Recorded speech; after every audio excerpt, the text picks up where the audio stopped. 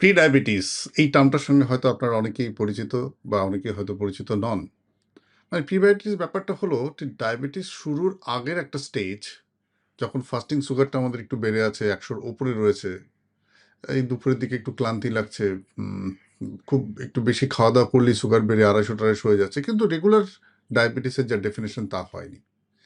This is the stage when if you can take some action to repair your deranged metabolism, you can get rid of onset of diabetes.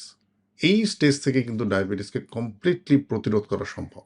আর যদি প্রতিরোধ না করি তার effect full blown advance diabetes and যার complication মারাত্মক, be it heart, be it eye, be it kidney. So আমাদের উচিত, যারা আমরা প্রি ডায়াবেটিসে ভুগছি বা যাদের আমাদের সুগার হয়তো একটু বেশি বা ফ্যামিলি হিস্ট্রি ডায়াবেটিস রয়েছে, আমাদেরকে জেনে নেওয়া যে কি করে by some simple tips, tricks, breathing techniques, যার মাধ্যমে আমরা আমাদের এই মেটাবলিক ডিরেঞ্জমেন্টসকে রিপেয়ার করতে পারি যাতে ডায়াবেটিস অনসেটই না হয়।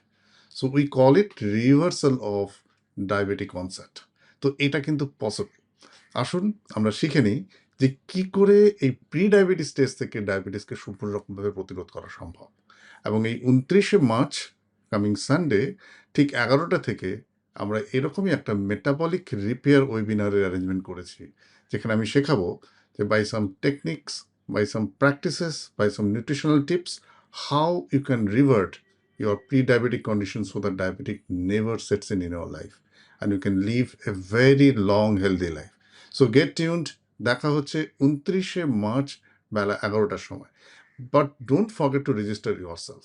এই ওয়েবিনারের সিট কিন্তু লিমিটেড এবং আমরা খুব একটা নলেজ ক্যাপসুল এবং বেশ কিছু টেকনিক্স আমরা শেখাবো এই ওয়েবিনারে।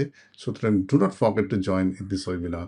So if you are suffering from pre diabetes, you have a family history of the diabetes, never forget to join on 29th March at 11 a.m. to Metabolic Repair webinar. Thank you very much. See you at the 29th March at 11 a.m. sharp. And please register yourself by clicking the form below. Thank you.